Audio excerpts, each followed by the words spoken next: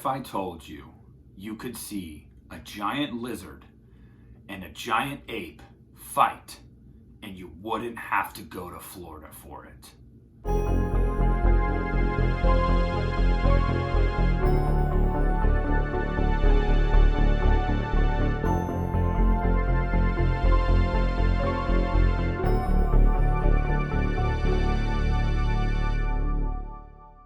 What is up, you guys? Nick from the Lost River Drive-In coming at you tonight to talk about a long-awaited movie for me. One of my most anticipated movies of the past couple years. Got pushed back multiple times because of COVID, and it's finally out. I went and saw it in the theater last night. Boy, do we have a lot to talk about when it comes to Godzilla vs. Kong. Yes, that's right. We're going to talk Godzilla vs. Kong. There will be some spoilers toward the end of the video. So, for the first half or so, I will keep it spoiler free. I will give you a warning when the spoilers come so you know to scurry on out of here if you haven't seen the movie already. If you are not subscribed yet, hello, subscribe to the channel right here.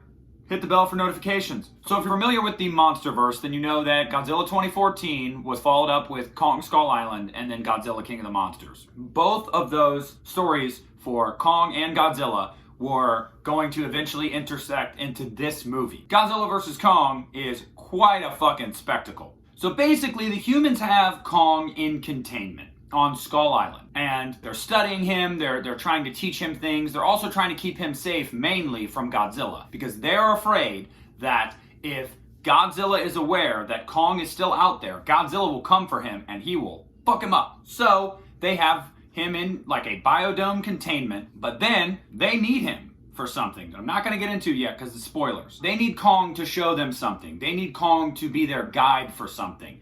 So they take a chance of bringing Kong to lead them somewhere out into the open where he is at the mercy of Godzilla. Juxtapose that with Godzilla going to Apex Bases, which is a new organization that we learn about in the movie, Apex Cybernetics, and he's destroying their facilities. The world doesn't know why, and they're taking it as Godzilla's attacking cities, Godzilla's attacking people, when it's Godzilla attacking Apex facilities. Godzilla is angry on a rampage, and Kong is the teacher on a field trip, leading these students somewhere, basically. Well, guess what? The worry that they had about Kong being out in the open and being at the mercy of Godzilla, yeah, they were right. They cross paths. They have one great fight. It's not very long. They go their separate ways until they meet again in Hong Kong for the coup de grace, fight of all fights. Fight to end all MonsterVerse arguments of what was the best fight. I don't know what I'm saying, but you do! Because if you've seen it, holy shit, the Hong Kong fight.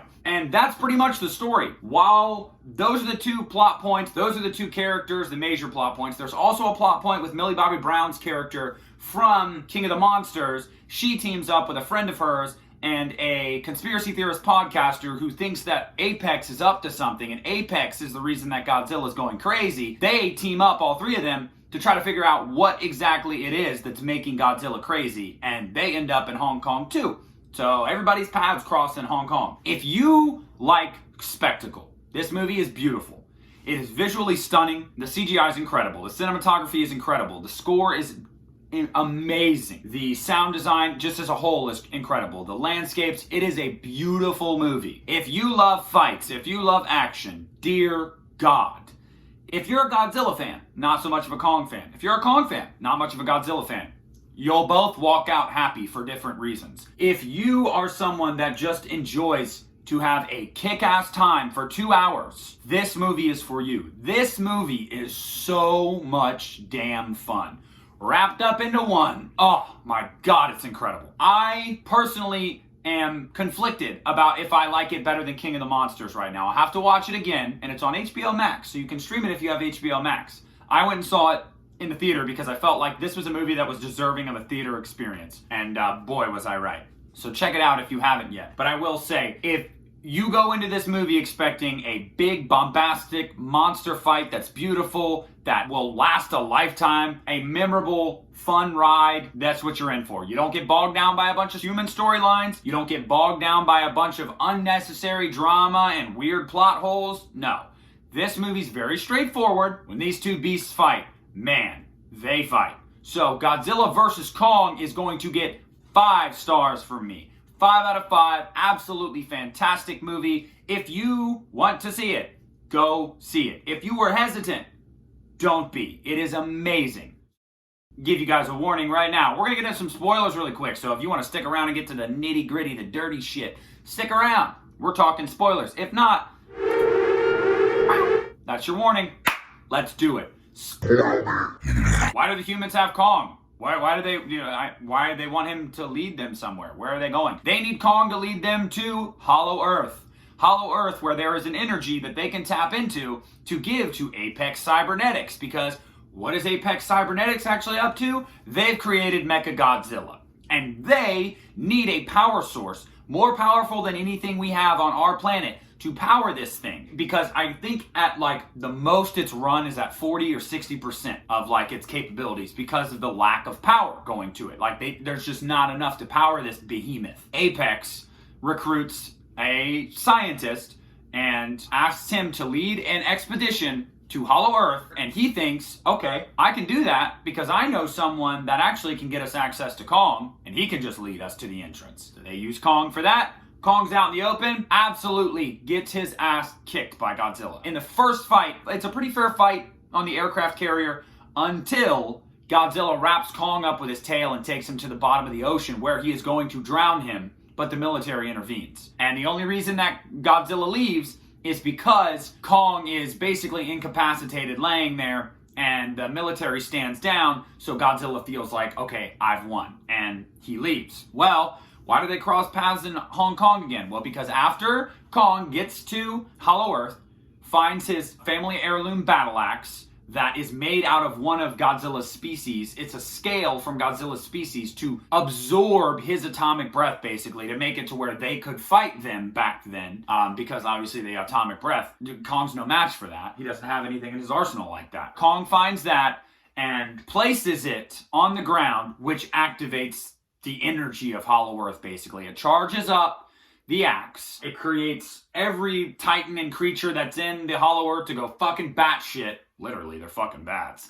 But they're like, bats. They're creepy looking. If you watch, it's like an old man's face on a bat's body. You know, I don't know, it's weird. As soon as he does that, Godzilla feels it.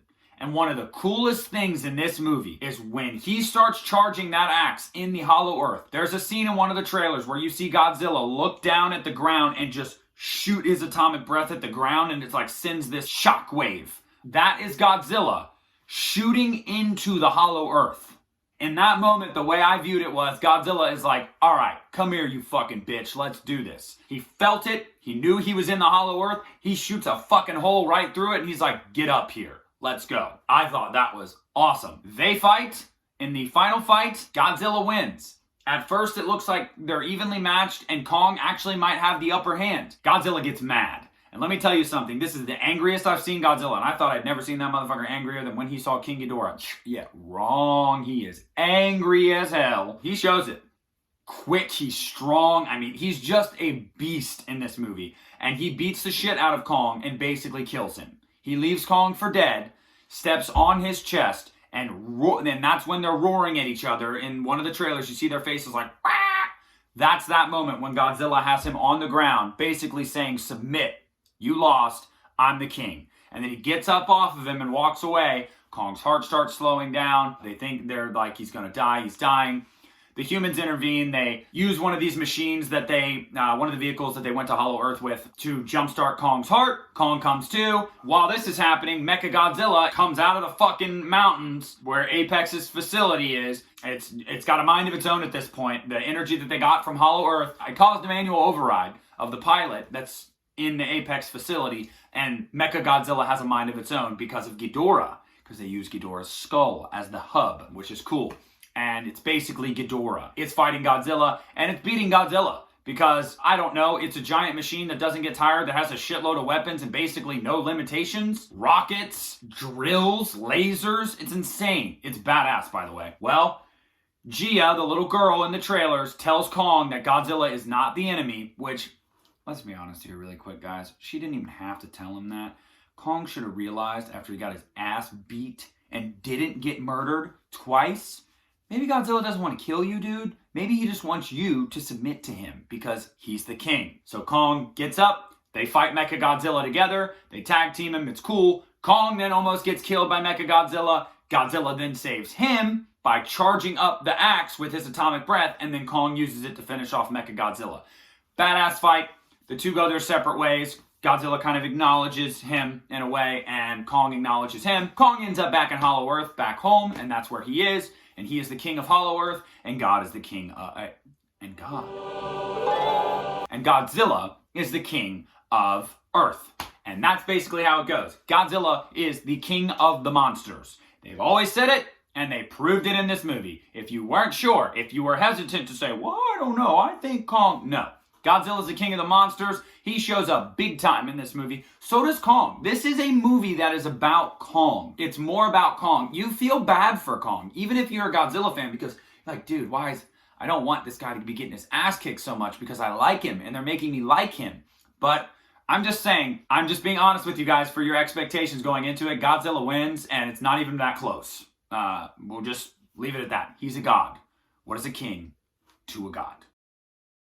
So yeah, that is my review of Godzilla vs. Kong. Have you seen it? What'd you think? Have you not seen it? Are you hesitant? Let me know. If you hate my review, thanks. If you love my review, even better. Leave a comment, like, subscribe, subscribe. That is going to be the end of this video, Godzilla vs. Kong. I hope you guys enjoyed it. I hope you see the movie, and I hope you enjoy it because it rocked my tits off, and I hope it does the same for you. And we'll see you back here this Sunday for my Halloween franchise re-ranking. Nick at the Lost River Drive-In.